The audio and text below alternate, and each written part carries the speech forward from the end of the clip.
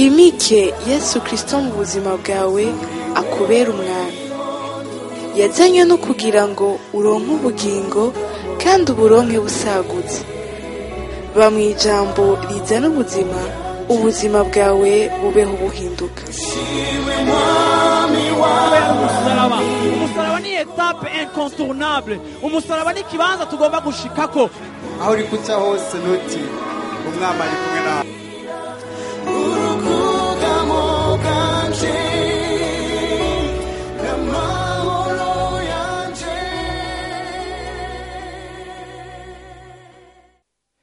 Haleluya. Jenda baravye mbona twese dusa. Mbona twese dusa. Niho ubwenge bw'Imana buhagaze. Ukuvuga iki? Uko mwicaye ukuntu ushobora kumenya uwaraye ku kirago n'uwaraye kuri matera. Sivyo? Nushobora kumenya uwaraye ariye n'uwaraye atariye. Mbona mwese musa. Mbona mwese muhumeka. Mbona mwese mwambaye. Mbona mwese mufishe. Nivyo sivyo? Okay. Ndabasaba dukorane tuganire ni nakubaza ikibazo wishure nta ngorane. Amen. Ubwenge bw'Imana naho buhagaze. Kubera ko mu nteguro zayo n'ubwenge bwayo iyo vyaza kwicamo niba vyari no gushoboka. Ubu wicaye ngaha mu kibanza cyawe ukaba wicaranye n'imodoka wajemo.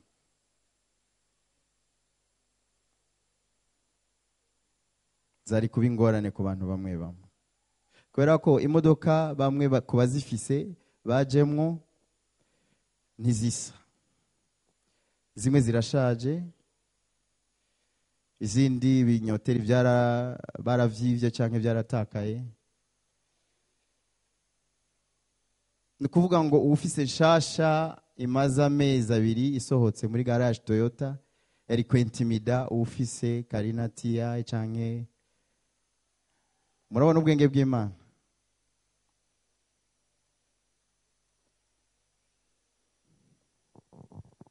Imana irafise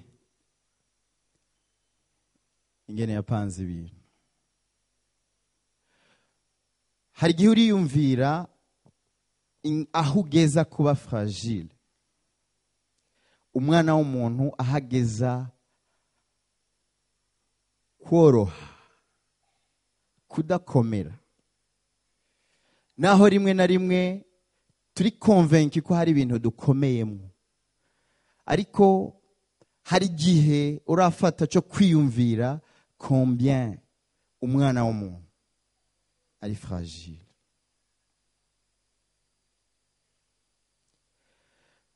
Hari ibintu mu buzima bwacu dufata minenerwe ariko tuza kumenya akamaro kavyo iyo hagize ikintu kibaye ku buzima bwacu. Wari igihe kimwe wari bwiyumviriza ugasanga ukaniyumvira ko jewe n'ukuri nta diabete, nta estoma,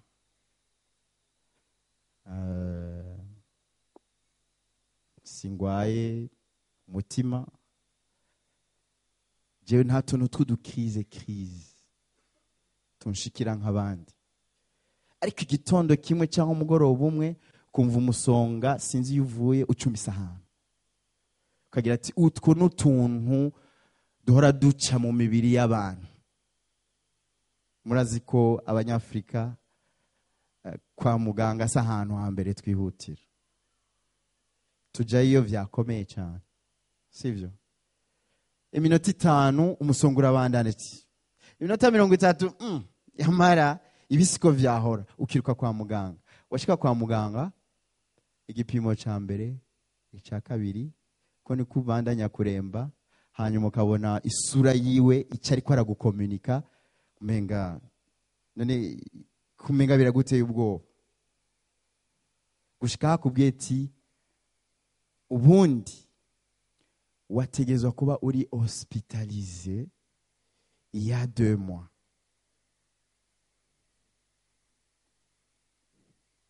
Hari abo bitarashikira ariko mumaze kumenya no kumva abo vyashikiye. Nashaka kwibutsa combien umwana w'umuntu ari fragile.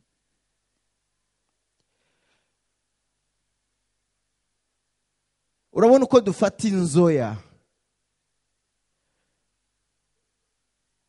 Umuhungu wacu wa mbere no wa kabiri iminsi yose bama bashaka ko nabo baterura mutonyi wabo.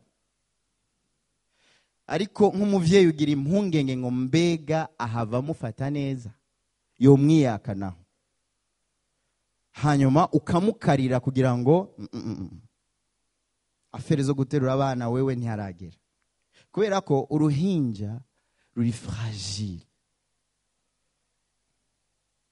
Fragilité yawe yaheze ryari ko nawe warigeze kwengengwa nk'uruhinja abavyeyi bawe ntibemera ko umuntu aguterura uko ashatse canke ujya amasaha yariyo yose canke ufatwa uko ariko kose ariko wobuzi fragilité yawe byari yaheze umaze kumera ubwana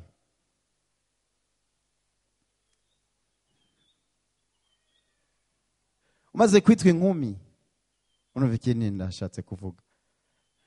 Haleluya. Yaheze ryari iyo Imana ikuraba nawe ukiraba inkomezi zawe zigarukira he uri gihangange gushika he umetriza situation gushika he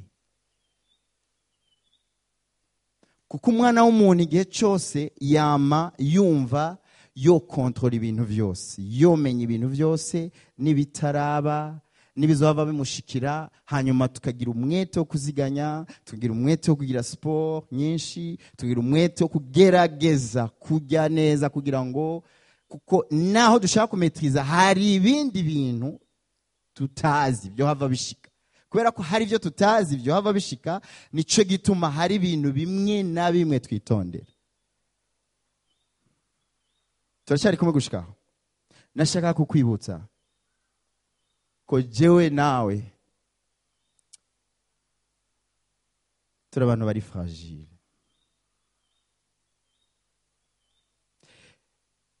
Deni kwa gatanu heze niyo yadusomeye icyanditse cyo muri Yesaya Imana izikabwira aba ni Yesaya ngo muri vyatsi gusa muri nk'amashugwe hanyuma umuvuga butumwa kwa Mungu araza aratubwira ngo turi nzavye turi ibumba. Haleluya. Turi ibumba turi abantu bari fragile uri umuntu ushobora kumeneka umwanya wari wose uri kirahuri gishobora kumeneka sinzi ikirahuri gishobora gucibwa ko n'imodoka kikameneka canke ugwavi. Hari amaksida ari bizarre akunda gushika ngo umuntu ngo yaguye muri douche ngo kandi yaciye apfa canke ngo yahatswe. Ivyo bigenda gute ku muntu nkawe wize ku muntu nkawe ukomeye upima ibiro birenga 25? Haleluya. Ni gute wonyerera hanyuma ngo igufa ngo ari kwisima undi ngo yahasize ubuzima undi ngo bamugonze kwikinga ngo pi ngo moto yamuciyeko. Ura réaliser combien uri fragile. Haleluya. Message y'uyu munsi yangoye ingene ndayita. Ariko reka ndaguha ivyiyumviro bimwe na bimwe bijanye n'ingene duhava tuyita. Yitwa ngo ntavyo woshobora. Ako nakambere. Kakabiri teshkute. Akagatatu iyo ni sutita. Akagatatu ntibakubeshe. Okay? Ntavyo woshobora teshkute ntibakubeshe. Imessage riratandukanye gatonya. Nawo message kumbure wari witeze ziza kukuremesha. Naho nzi neza ko hari abantu muri twegwe bakeneye kuremeshwa. Ariko hari igihe turemeshanya mu bintu bitari byo. Hari igihe kuri isa tugeze aha umuntu ashobora no kwibesha ngo Louange yaryoshe ariko yakoze iki kuri wewe? Wari uhagaze hehe? Titre rero gakivuga ngo iherezo ryawe niryo ntango yo kubaho.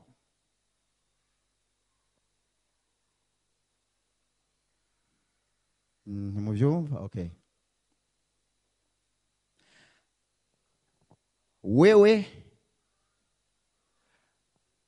mukumenya fragilité yawe ukabimenya neza combien uri umuntu yoroshe ashobora guhitanwa n'icari cyo cyose. Naho tugukunda, naho munkunda, murashobora kumbura umwanya wari wose. Naho bagukunda, naho impamvu n'inzira vyocamwo ivyo si vyawe nanje kumenya, ariko jewe nawe turi fragile. Kandi kubimenya neza kuri fragile kubaho kwawe kuba gutanguye. Bene data, mwari muzi iyo ugereranije igitabo buriya umuti ukiza ntuba gute? Umuti ukiza ntuba ngira ngo mwinshi canke nuza we impression. Okay. Murabona hano iki gice kiri hano ni isezerano rishasha. Hama iki gice kirimo ibipapuro vyinshi cyane ni isezerano rya kera. Sawa? Ariko muri utu dupapuro dukenya turaza guhishura ibanga ryo gukira no kubohoka kwawe. Nshaka kuvuga iki? Sishaka kuvuga ko ibiri hano vyose ari biri bure. Ariko urutonde nico biduhamagarira gukora kugira ngo bikunde tunezere Imana vyarananiwe. Ivyagezwe n'amabwirizwa. Hallelujah. Muko murumva iyo tuko turaja? Amen. Ezekiel 18 umurongo wa 23. Ezekiel 18:23. Nico gituma yemwe ab'inzu ya Isirayeli ngira mbacira urubanza umuntu wese nk'uko inzira ziwe zimeze ni kumwamuhoraho agize. Nimugaruke muhindukire muve mu bicumuro vyanyu vyose.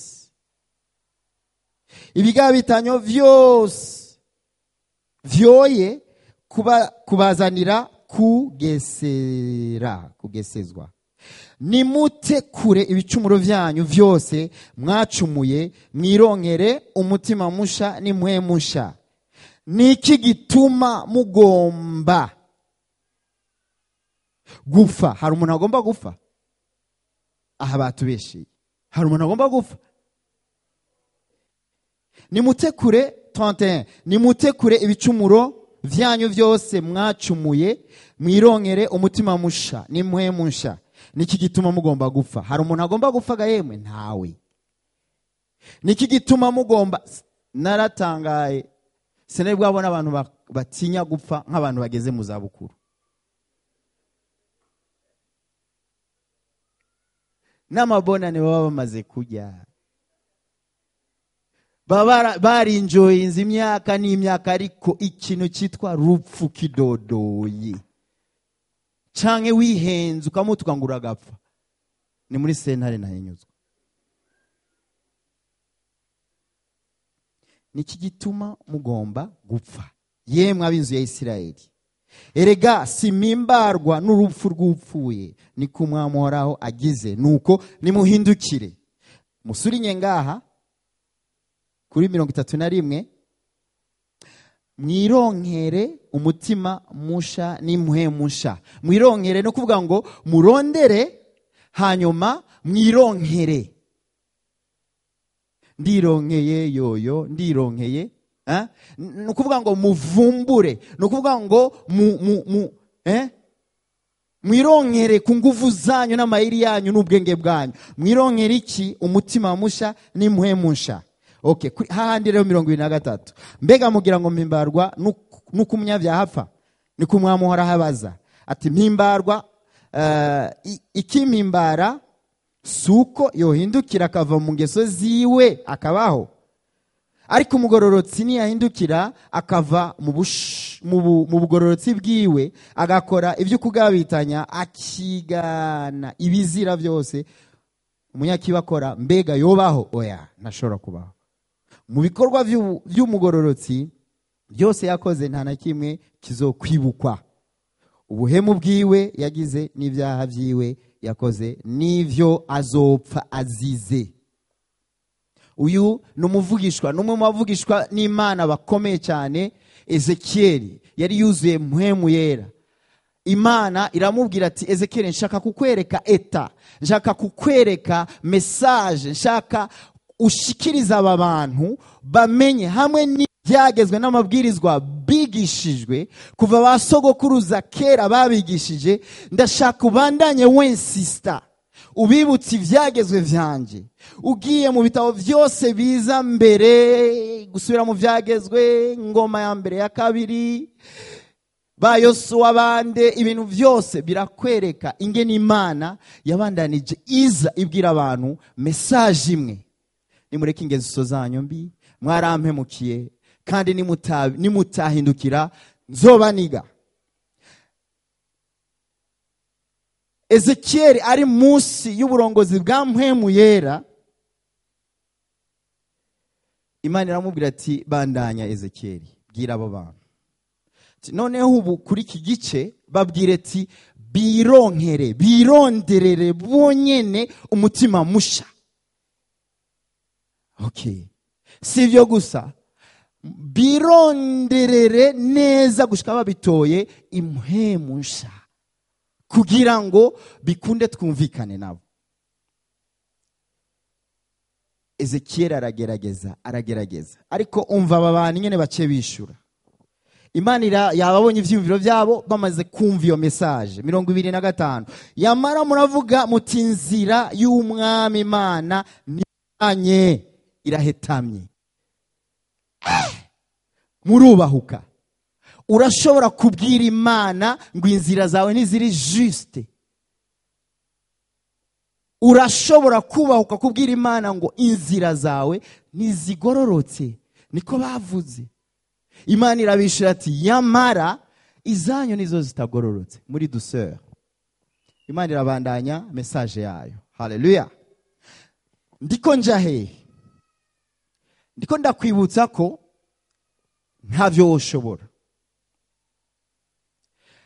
Teshute kandi baraguhenda.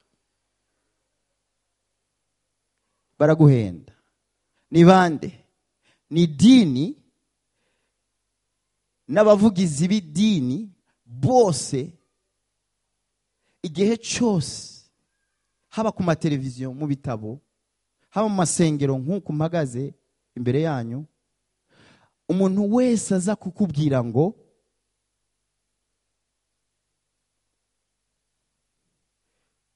ibyaha byanyu biranukiye Imana, kubera iki mudashaka guhinduka? Kubera iki mubabaza Imana? Kubera iki hari n'igihe tubabwira ngo kubera iki mumara amazi ishengero rya Kristo sa bari mara amazi gute? Kwanza uraza buri kurabwira eta yabo. Bisobanura iki? Isezerano rya kera rya presence, ivyagezwe n'amabwirizwa, imigenzo n'ibintu vyose bihamagarira umuntu guhinduka, kugerageza guhinduka, ariko kandi cyari igikoresho cy'Imana kugira ngo kizane umuntu ku iherezo ryiwe. Aturumvikana? Wibuke titre. Amen. Iherezo ryawe niryo ntango yo kubaho. Amen. Imana ibwira Paulo ati ubushobozi bwanje bugaragarira ku iherezo ryawe. Okay? Interpretation rero bamwe tuzi twakuze twumva nuko izo ntege nke haca haza umuntu yavangiwe vyagoye akaca kubwira ati izi ni intege nke zanje. Urumva? Ariko siyo nsobanuro ngaha. Ahubwo mukumenya combien uri fragile, mukumenya intege nke zawe, bikuzana kudependa ku Mana yo ifise ubushobozi, ifata ubwo gwavya nico kirahuri kiri fragile, ikagifata neza ikakibungabunga. Amen.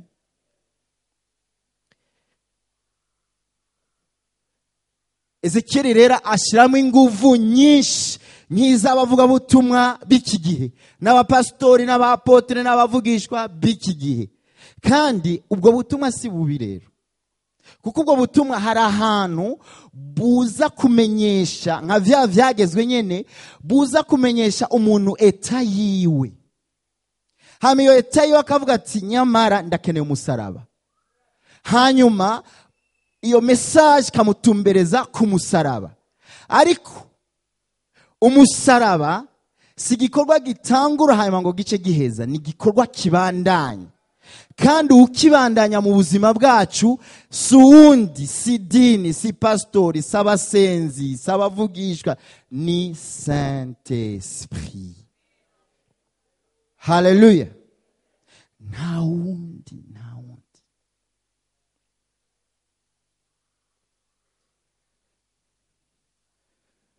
Abaroma igice c'indwi umurongo wa kangahe? Imitima ibiri igwanira mu muntu umwe. Abaroma igice c'indwi umurongo wa 14. Kuko tuzi yuko ivyagezwe ari ivy'impwemu. Murumva? Ivyagezwe ni ivy'impwemu. Kandi Yesu yaravuze mu isezerano rishasha agitangura ministeri yiwe, aravuga ati jewe sinaje gukuraho ivyagezwe. Sawa? Kubera ko ivyagezwe ni vyera. Ariko jewe nganzwa n'akameremere kanje, naguriwe kuba umugurano w'icyaha, sinzi ico nokora, kuko ico ngomba atari ico nkora, ariko ico nanka akaba ari ico nkora. Iyi message isa n'ubu bwoko bw'Abisirayeli Ezekiel ariko arabwira ati nimugerageze mwironkera umutima mushasha, nimugerageze mureke ingeso zanyu. Abagabo mureke gutrompa abagore banyu, abagore mureke gutrompa abagabo banyu, abana mumvire abavyeyi banyu, misore mwitondera ijambo ry'Imana. Hanyuma iyo message irabura ikintu kimwe, irabura provision, irabura ikintu kiyiherekeza. Kuko ivyagezwe ni vyiza, ariko nahari vyiza ni inyuguti. Kandi iyo vyagezwe biza kutwereka eta, biza kutwereka nk'ishengero, biza kutwereka nk'umukristo ku giti ciwe ingene uri umuntu yoroshe cyane. ingene vyoroshe kuhemuka, ingene vyoroshe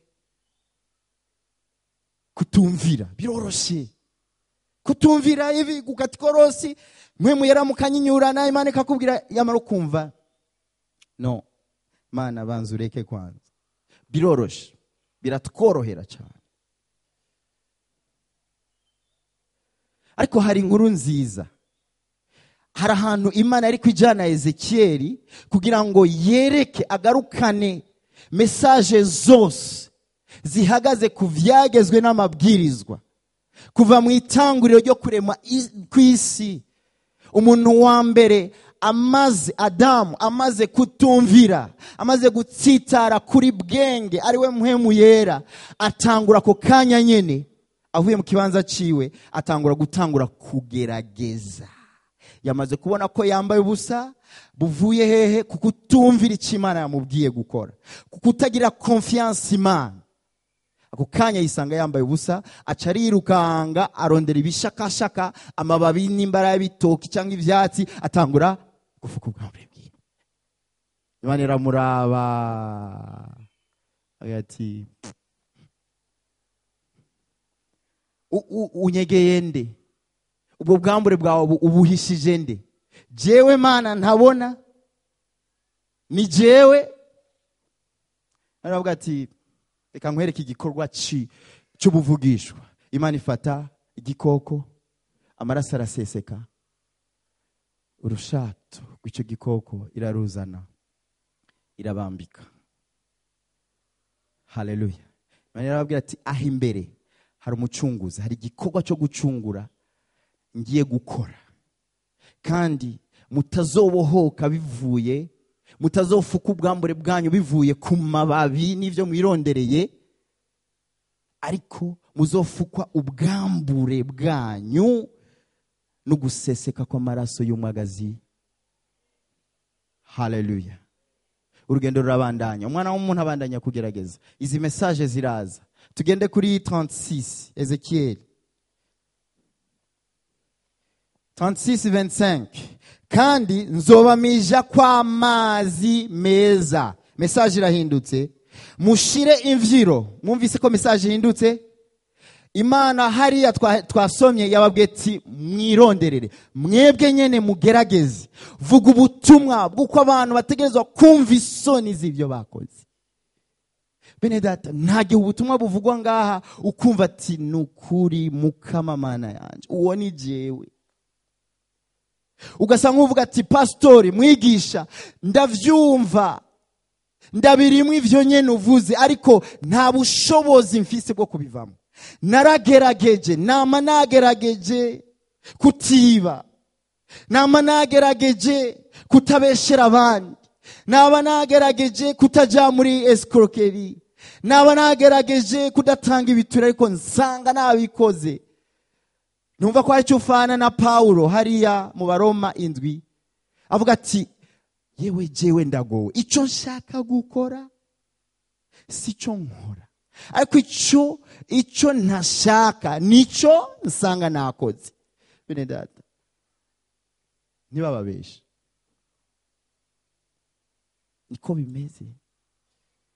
Kubera ko mu nkomezi zawe, mu masengesho yawe menshi, abuzemwo ubushobozi bwa mpwemu yera, abuzemwo kujanjagurwa no kumenagurwa na mpwemu yera, shaka usenge kuturusha twese, shaka usome ibitabo n'ibindi kuturusha twese, shaka ugende mu masengero yose, ayazi gutazira kurusha yandi, n'ayazi gusenga kurusha abandi, n'ayazi kwigisha kurusha yandi, n'ayazi kugira ibi kurusha. Nta kishobora kuguhindura wewe, nta systeme y'ishengero ishobora kuguhindura. Nico gituma hano twicaye hano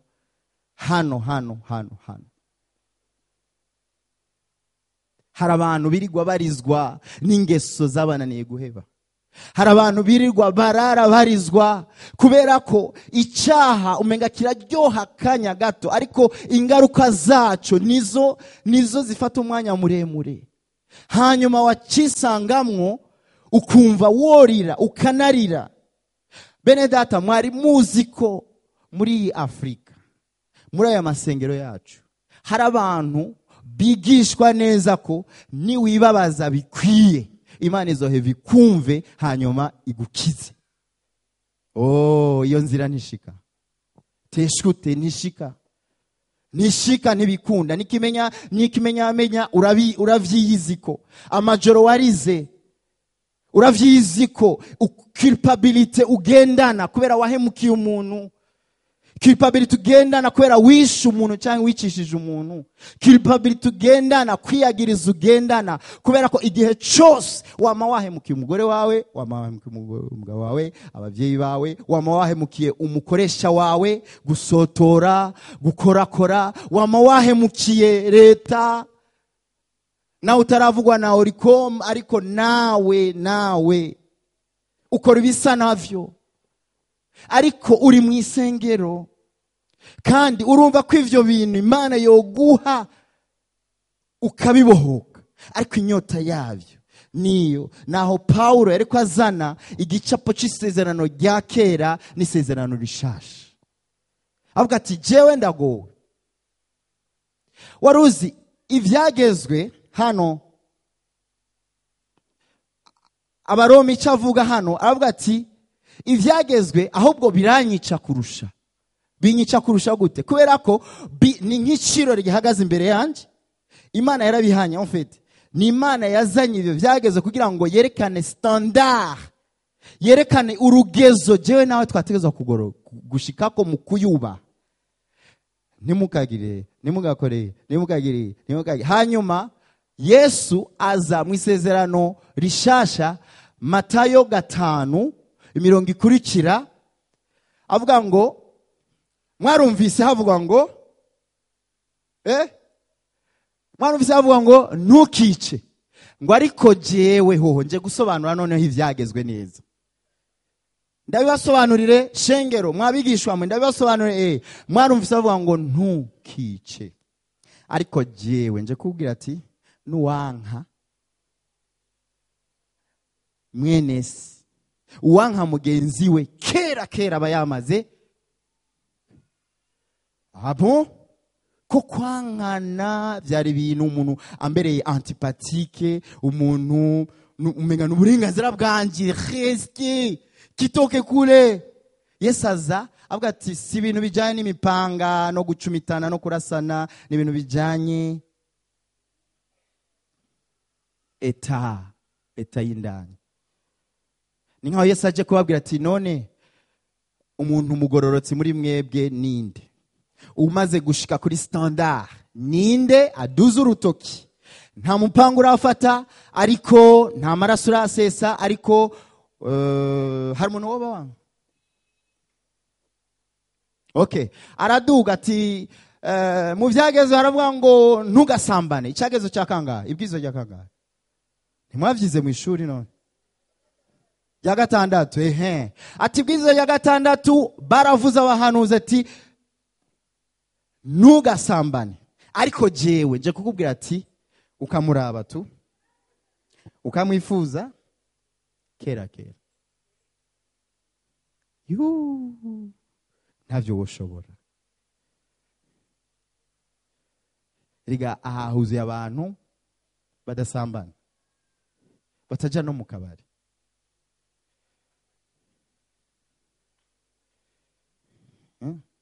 Kandi abo batunga intoki abandi. Uwafashwe niwe gisuma. Isuma nifashwe. Ariko isezerano rishasha iza kubwira ati ivyo bireke. Si question vyo wafashwe no utafashwe. Si question y'uwuzwi no utazwi. Ni question igikorwa c'indani. Hallelujah. Kandi ico gikorwa c'indani dushake duhagarare ngaha twitabagure, tubabwire turiri imbere yanyu muratumara maje shengero ry'Imana. Dushake dutumire ba bonke nabande turabe ko mwohinduka. Turabe ko natwe ibikitugoye vyo hinduka. Erega hari gihe duhagarara ngaha ukavuga ati iyo message niyo. Mbega basha nta kuntu wokongera gusigura iyindi dimanche. Bakureka bari wewe ubandanya kubera ko wewe yuvuze ndumva. Wumvise kangahe umaze guhinduka muri binga?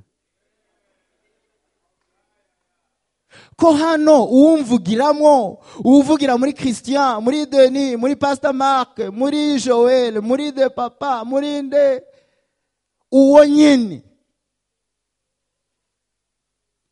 n'umugenzi, niwe muri suppose kwamana, niwe tudahari, amasengesho adahari, yarimwe mu kwezi 40 jours zitaraza, we ari present mu nzu yawe, ari present mu buzima bwawe. Haleluya. Uwo niwo Imana yari kwibwira Ezekiel kuri message ya kabiri iti gende wabwire rero kandi nzobamija ngira isezerano rishasha nabo bantu.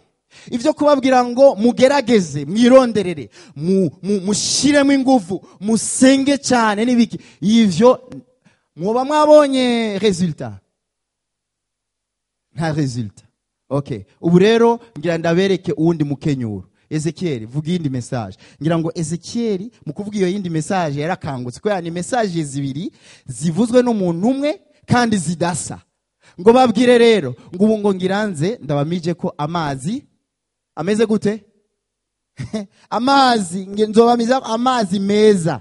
Hama mushire imvyiro. Okay. Nzoboza imyanda yanyu. Abo ubusitwe bwe tuziyoza niho uzotwoza. Okay. Bitanguye kuba neza nimba ari wewe fine. Okay. Nzoboza imyanda yanyu yose, nibigirwa mana vyanyu vyose navyo nzovyoza, nzoba netwaya. Kandi nzobaha umve nga 26 nzobaha umutima musha. Yo. Umutima musha uzobigenza gute? Ni jewe nzobikora muri mwebwe.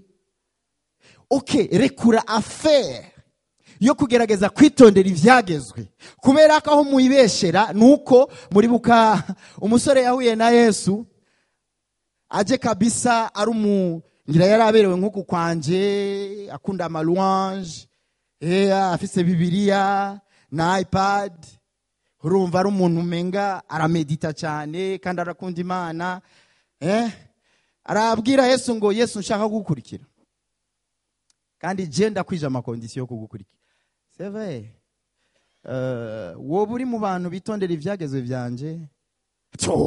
Ben oui. Moi?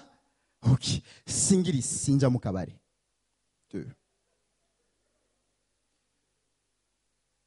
Sindu mufunga kiwanyu. Abantu bo kuri bata ntuzokwigera umbonamo. Guhagarara hajya plus jamais. Urumva? Ibintu vy'imigambwe idakijijwe jewe no. Urumva? Ibintu vyo gukorakora.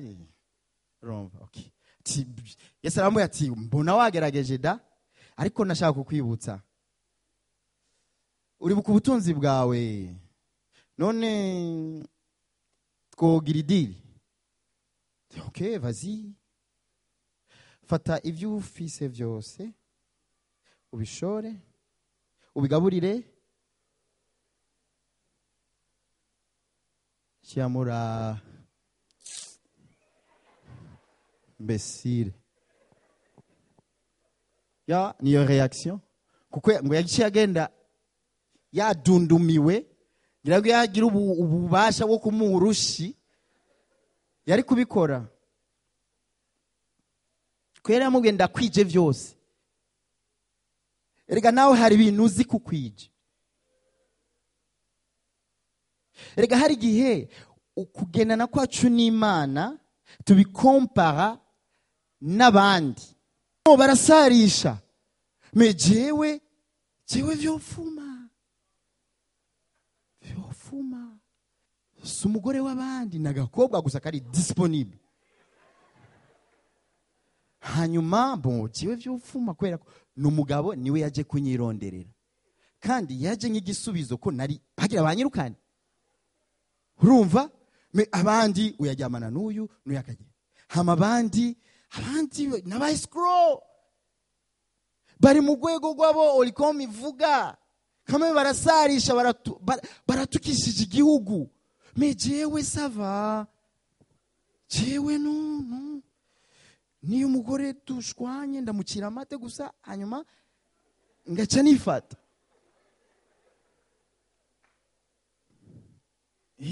Jewe sava kandi ntawe ubimenya.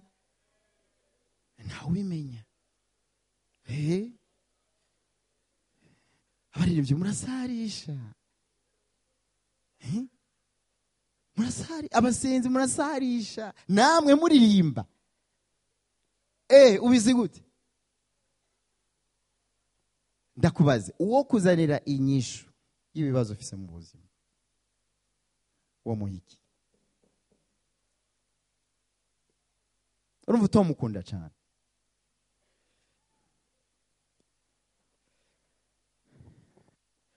Transeti.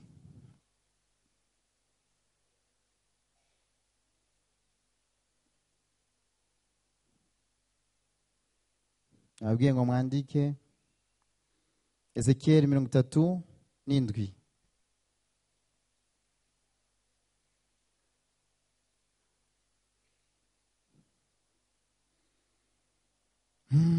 Yesu we.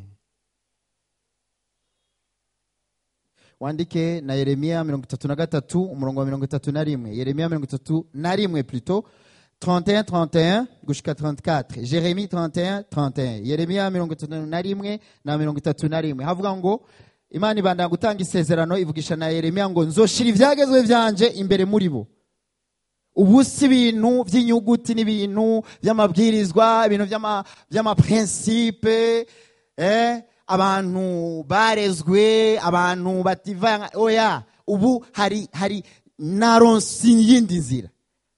Ubu ntibijyana ivyo muzosomerwa mu ikoraniro, kuko ivyo musomewe muheza kuvyumva gato mugaca muvyibagira mukisanga muri vya bindi nyene. Yeremia aravuga ngo ubu nzoshira ivyagezwe vyanje imbere muri bo, ndavyandike mu mitima yabo. Hama 32:40. Yeremia 32:40 havuga ngo mu mitima yabo nzohashira kunyubaha. Wow. Nzodepoza mu mitima yabo kunyubaha. Okay, uzobikora gute? Yeremia, iyo message wumva ifise sens. Aba bantu ko arabagarariji, aba bantu ko bagiye mu buhungiro, hari ahantu henshi mu bitabo vy'inyuma ngaha havuga eta yabo bamaze kujanwa kwinyagano, bagiye bafukamira izindi mana z'abanyamahanga. Imana ikaza ikabahanura igatuma abakozi bati nyamara mwatukishije izina ryanje, ariko nzoza ngaragaze icubahiro cy'izina ryanje. Kubera iki mwagiye gupfukamira ibindi bishushanyo? Kubera iki mwivanze n'abanyamahanga? Kubera iki ubugararije? Mu nyuma Imana iravuga ati ubu bamaze kubona ko message ivuga ngo teshkute, bamaze kubona ko kugerageza kwabo hari kindi kintu ngira nkore. Imana izana igicapo rero muri vision mu gice cya 37 ijana mu buryo bw'impwemu, ijana Ezekiel mu kiyaya kirimo iki amagufa yumye. Ezekiel arakanguka avuga ati ibi byo nibiki mbonye. Ezekiel humura. Ezekiel, ikibazo cya mbere, aya magufa uko atatanye, uko yumye, uko ameze uko nta vyizigiro, arashobora kuba mazima. Nta kigenzo. Menga hari igihe Imana itwigenza ko itubaza ibibazo ndabitoye ngo ntundushe ubwenge. Haleluya. Ezekiel aravuga ati uhoraho Mana ni wowe ubimenya. Okay, sawa. Ezekiel, akazi karatanguye. Ezekiel vugishwa kuri aya magufa. Mvuga iki? Aratangura kuvuga. Haleluya. Igufa riva hariya,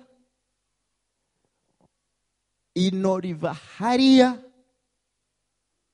risanga ikirenge ryavuye ko ngaha, urutoki ruva hariya. Urumva sinzi ko nyuma yo gusandaba kwabo bantu haciye haza umuyaga w'igihuhusi urasanzaza amagufa, uratabagura kabisa, tsunami.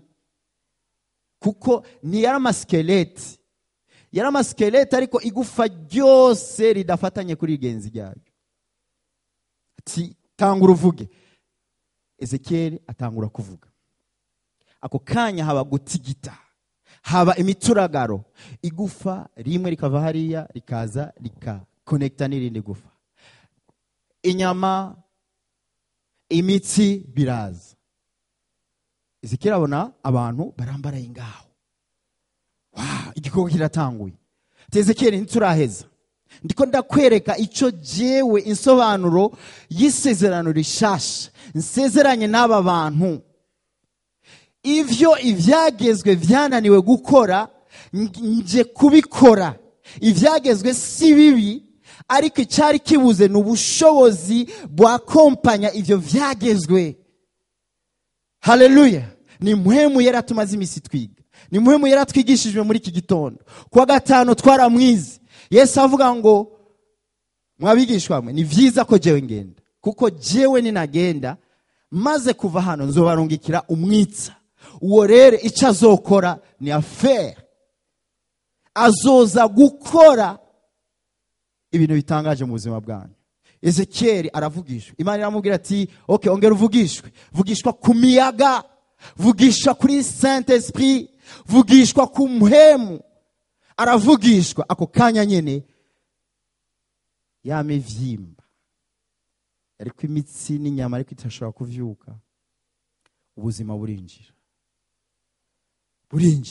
Ako kanya nyene barahaguruka, abona n'ingabo, abona n'igisirikare, abona n'ibigabo vy'inkomezi. Ngira harimo n'abadamu. Isezerano rya kera nikunda kumensiona abadamu, ariko c'est sûr urupfu ruhitana bose. Haleluya. Haboneka abagabo n'abagore muri ico kiyaya bahagaze basayangana. Imana iramubwira ati Ezekiel, iyi ni finale. Ngiye insobanuro y'isezerano rishasha nsezeranye n'ubwoko bwanje. Ngiye kubikora, ngiye kuvyikorera biciye mu bushobozi bwa mpemu yera. Haleluya.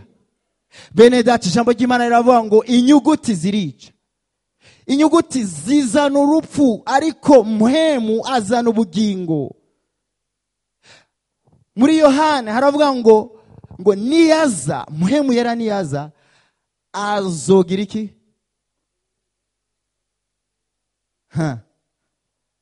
Twasome numave muvuga ibitari byo. Yohana 14 turangiza. Yohana 14 26. Ariko umwitsa ari we mpemu yera, uwo data azorungika mu izina ryanje, niwe azobigisha vyose kandi azobibutsa ivyo nababariye vyose. Meruka kuvuga ngaha ati mu mabwirizwa n'ivyagezwe dusoma mu Bibiliya na hantu havuga ingene mu rugo, ingene dushaka gufashanya neza mu madetaye. Narababwiye ingene mpemu yera ashobora kuza, kuko ijambo ry'Imana rivuga hajya kuri 16 avuga ngo azobarongora abashitse kukuri kose. Haleluya. Narababwiye ngo umuntu wese ngaha yicaranye ukuri kwiwe, yicaranye filozofi ziwe, yicaranye amaprincipe yiwe, ingene bigenda. Umuntu wese ngaha afise inyuguti ziri imbere yiwe, ingene bipanze, ingene twebwe abagabo b'abarundi dutegezwa kumera, kwifata, ibikorwa aho biva naho bigarukira, n'ingene abagore nabo aho biva naho bigarukira, ingene sivyo? Uko n'ukuri kwacu. Izo ni nyuguti, ariko mpemu yera azana ubugingo. Iyo aje muri izo nyuguti, iyo aje mu mwanya wiwe tukamureka katumenagura, aza kudutuma turenga ivy'inyuguti, aza kuzana ubuzima, aza kudushitsa kukuri kose. Nababwiye nti mbega nta bagabo ngaha mpemu yera batazi gusasa na rimwe mu buzima. Akazi ko gusasa n'akabadamu bacu, sivyo? Si mwese, si kuri mwese. Ariko mpemu yera nta gihe uraca ku gitanda gishinyaraje nk'iki, madamu yavundurutse agenda ku kazi, ntiyaronse umwanya, hanyuma ni utashe mbere hanyuma kubera ko inyuguti zivuga ngo nta mugabo akora kwishuka, hama mpwemu yera waba uri kurapita muri ico cyumba, mpwemu yera akagira kuti ico gitanda ntacyo ugikorera.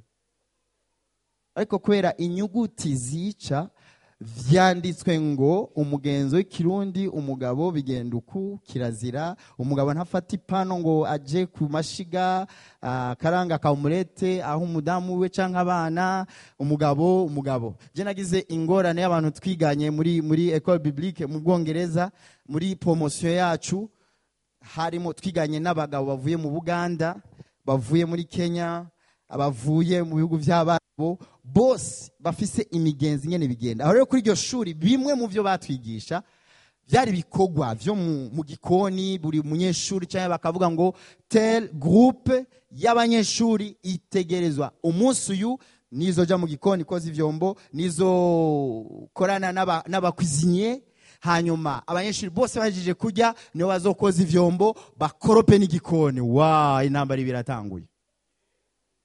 Abapasiteri b'abanyafrika intambara ziratangura, barabwira umudirekteur w'ishuri ko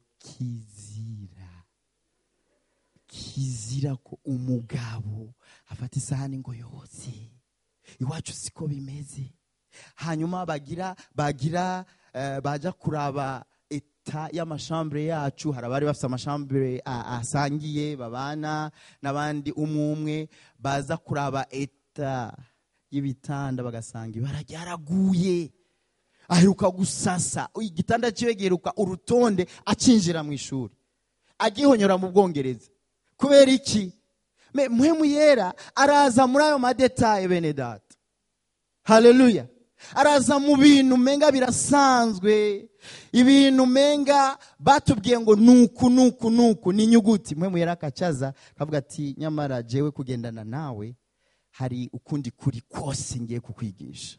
Haleluya. Kandi ivyo ntibikubuza kuba umulisansi, ntibikubuza kuba umugabo, ntibikubuza kuba umudamu, ntibikubuza kuba umusore agezweho asa neza umusirimu, ariko reka tugendane, ndagushitsa kukuri kose. Haleluya. Bene data, Imana ibwira Ezekiel iti ngiyi eta y'ishengero, ngiyi eta y'abantu banje b'Abisirayeli, ngiyi eta basa n'abantu kubera kugerageza. Narabaretse baragerageza gushikaho ivyagezwe bikora igikorwa cyabo bibazanira urupfu. Sivyo vyabisha, ariko vyaberetse eta yabo ko mu kugerageza kwabo bidashoboka, kuko kanatsinda utsitaye kuri rimwe ubutsitaye kuri yose. Haleluya. Yesu araza akora igikorwa cyo kuducungura.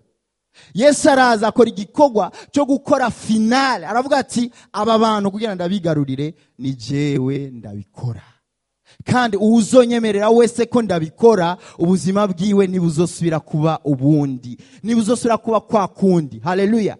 Dufite intahe ngaha ya bene data ya couple iri ngaha, Richard na Evelyn. Igikorwa c'Imana, igikorwa ca Mpwemu yera caje ku restaurant umuryango wabo. Ni ntahe itanyegeye, bama bayivuga mu bikorane ku mateleviziyo n'amaradio. Imana ibahezagire bene data. Ariko ndabona igikorwa ca Mpwemu yera cashoboje Evelyn,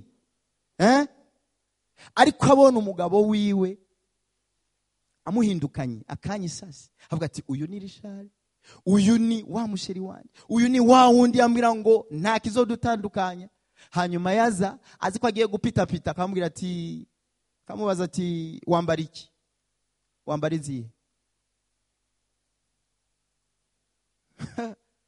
Nivyoroshe. Uziyagiye ba mama simunabijua, uziyagiye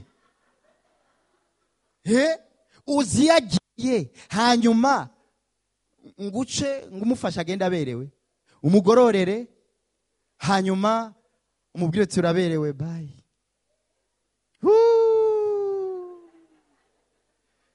Evelyn, Mpwemu yera arakabaho. Kimwe mu byo Evelyn ahora avuga ati jewe nimunzi. Jewe Evelyn tugendanye imyaka, ntiyoroshe nk'umudamu ku kintu cy'amanyama, ariko mpwemu yera agacaza ati ziba, muha ibyo ashaka byose amagende. Niyagaruka iri joro, natagaruka kandi niyagaruka umwakire, umubaza amakuru yiwe, umugaburire. Uwo munwa wawe funga. Iyo Evelyn atumvira Imana, Richard ntabari ngaha. Hari ngaha. Urugo rubagwara ishango wari ubundanye ntuza amarandevu yo kuja gusinyura n'ibiki byose. Kari kabaye yamaze kugira amademarche yose ya divorce. Evelyn nsinyira ndakumena. Sinyira. Benedata, Saint-Esprit. Urabona iyi eta y'amagufa mu kiyaya, niko umuntu agerageza kubaho ubuzima bw'isezerano ry'ivyagezwe bya kera, kwitondera no kugerageza. Waruzi ko muri ico gihe Richard yagerageza gusoma Bibiliya, urumva akumva ko bitaryoshe ivyo arimo, ariko ingufu ziri he? Ezekiel n'ivyishengero byamubwira ati Ezekiel, ubutumwa bwawe buri clair, burasizwe, ubutumwa bwawe burumvikana, ukuvuze niko tumeze, Imana twarahemukiye. Ariko Ezekiel, je suis pas capable. Nabyo naho Imana yashaka ko bashika, ishengero rishika kumva ko mu kugerageza ahubwo amagafa ariyongera. Paulo akavuga ati ndagowe, je ndabigenza gute? Ku gice 8 Paulo ndangiza, Paulo acaravuga ati aha ndabitoye. Hari bingera bibiri. Hari kingera kimwe cha kameremere kumubiri, hari n'ikingera cya mpwemu. Imana ibwira Ezekiel ati tangura, operation iratangwe idasubigwamo. Mpwemu yera aza yuzura abo bantu, ubuzima buragaruka mu rugo, ubuzima buragaruka mu muntu. Abaganga bari barihebuje ngo ntibigikunda ntibigishoboka. Benedata, mwari muzi ko desordre turiko tubaho muri iyi si ihagaze mu kwinyora mpwemu yera?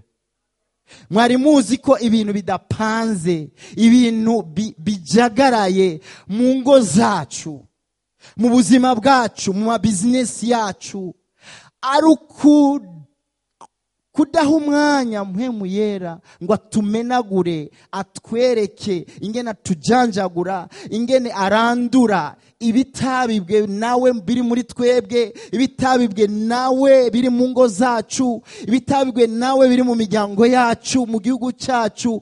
Waruzi igihe twomureka tukabandona, kuko eta yacu yo kugerageza, abantu bagerageza voilà, namagufa nibikankara biryamye mu kiyaya, namagufa gusa.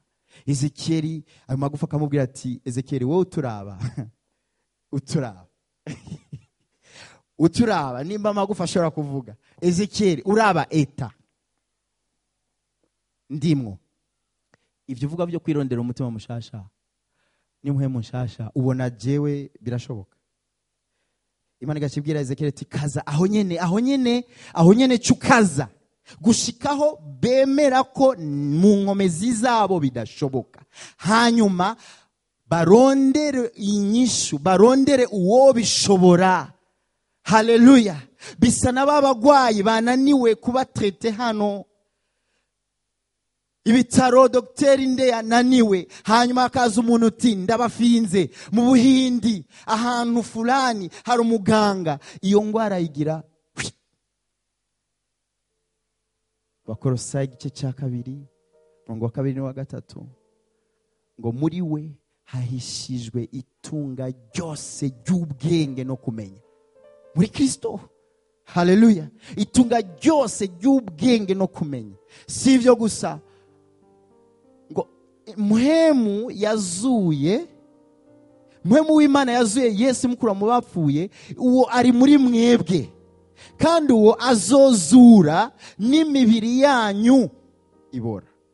Uwo azoza ahindure ibitashoboka abitume bishoboka.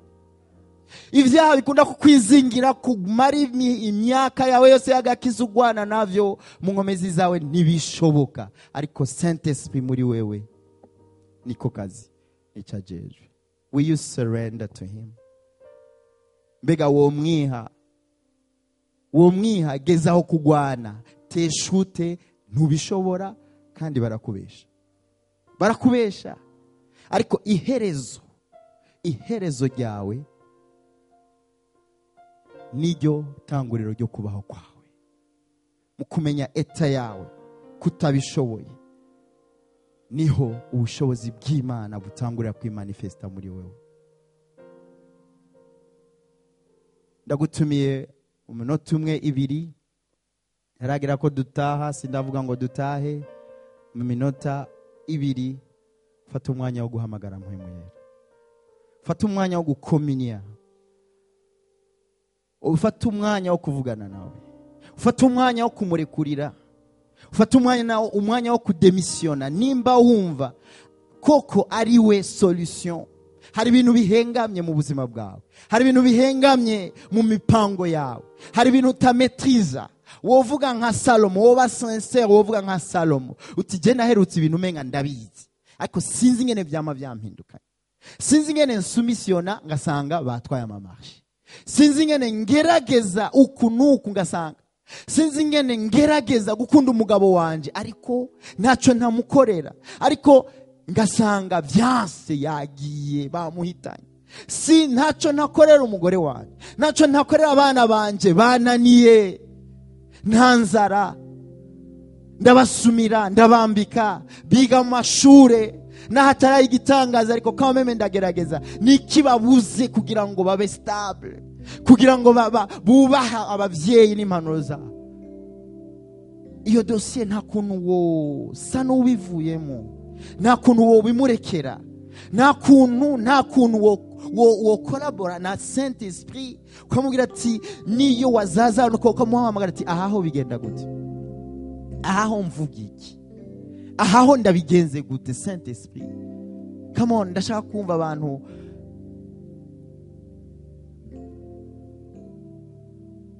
ndashaka kumva umuntu wese asenga muri iki gitondo. Hamagara mpwemu yera, mubwira uti mpwemu yera ndarekuye vyose. Nimba ari kuvyumva ukavuga ifise inguvu zo kubandanya kugerageza, bandanya, je t'encourage, bandanya. Ariko ntivyari bikenewe kuko inyishira hari ni mpwemu yera. Ni wamwemerera arazana ubuzima aho hantu ibintu vyapfuye, ni wamwemerera arazana urutonde muri ubwo buzima, araza ni ubushobozi muri wewe bugushoboza gukora ivyakunaniye, ni ubushobozi buzana ikanguro mu buzima bwacu, ni ubushobozi bugukonvenka icaha cawe. Wewe waje ngaho udakijijwe, Saint Esprit ariko avugana nawe ngo azobemeza ivyicaha, ivyo wishigikiramo vyose. Saint Esprit araza kwereka Imana ukugoroka kwawe, imigenzo, akwereke nukwera kw'Imana, akubwire ati uhitamo iki. Uremeye kwicaha kikurandura, uremeye kubaho mu nkurikizi z'icaha, nuhu ubuzima bwawe Imana muri iki gitondo. Haleluya. Mpwemu yera, abasenga mu ndimi musenge mu ndimi. Haleluya. N'ubushobozi, mpwemu yera, n'ubushobozi buza guhindura ivyerekezo vyacu, ama priorite vyacu, ivyo twagize ama priorite, ivyo twagize ivya mbere kandi atari ivya mbere. Ni Saint Esprit aza kuduhishurira Imana mu bukuru bwayo. Saint Esprit aza gushitsa ukugororoka kose kw'Imana muri twebwe. Leyabashada sada lererebe yandaya serara. Mbere yuko turangiza, ndagutumiye muri uyu mwanya we connect, ndagutumiye muri uyu mwanya uhamagare Saint Esprit. Urafise impwemu zanyuma zo guhamagara Saint Esprit, urafise umutabazi, urafise ugushoboza. Ntumwirengagize muri ubwo burwayi bwawe, muri ayo maraporo mfise yo kwa muganga atameze neza y'icavutu, yereke mpwemu yera, mpwemu yera bifate amen, mpwemu yera vyitwararike. Izo manza ufise muri sentare na hehe, nimba ataburiganya burimwo, hamagara mpwemu yera, niwe ashobora kugucira urubanza. Hallelujah, oh hallelujah, I surrender all.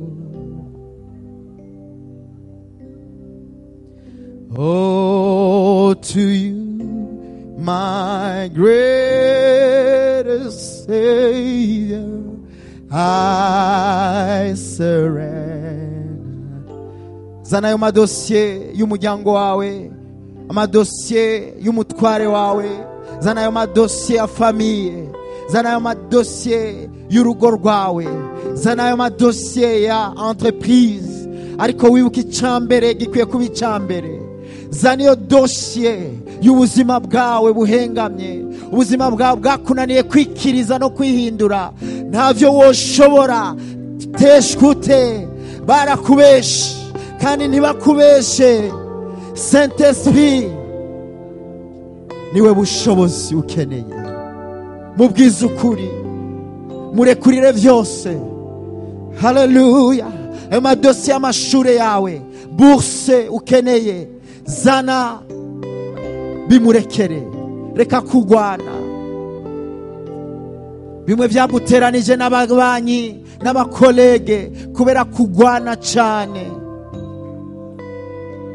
Imana irakuzibukira, kuko atakantu na gato ko kuyidepandako, kubera ko ugifise inkomezi, ugifise amayeri menshi, ugifise ubushobozi bwawe, ukibishoboye kwigwanira. Ariko gushika igihe uje kwiherezo ryawe, ubuzima buratanguye. Hey manda yabase, ubwira uti nguhaye vyose, nguhaye vyose, nguhaye vyose,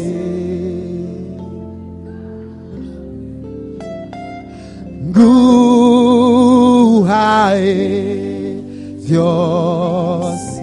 Ukaba ukeneye gusengerwa, ari ubwa mbere ushaka kwakira Yesu nk'umwami n'umukiza wawe, urashobora gutera intambwe ukaza.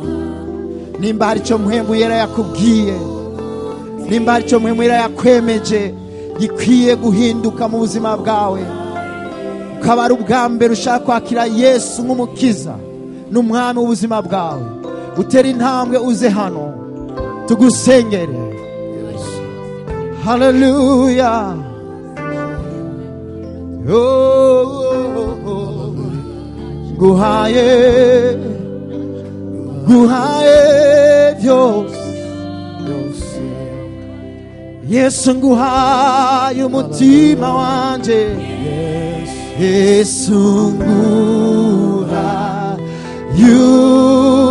umutima, nguhaye. Mubwira uti ndahevye vyose, vyose bihe kwigeragereza, ndahevye vyose, nemeye uburongozi bwawe mpwemu yera. Ndahevye vyose. Hallelujah. Yesu nguhaye umutima, ndahevye vyose.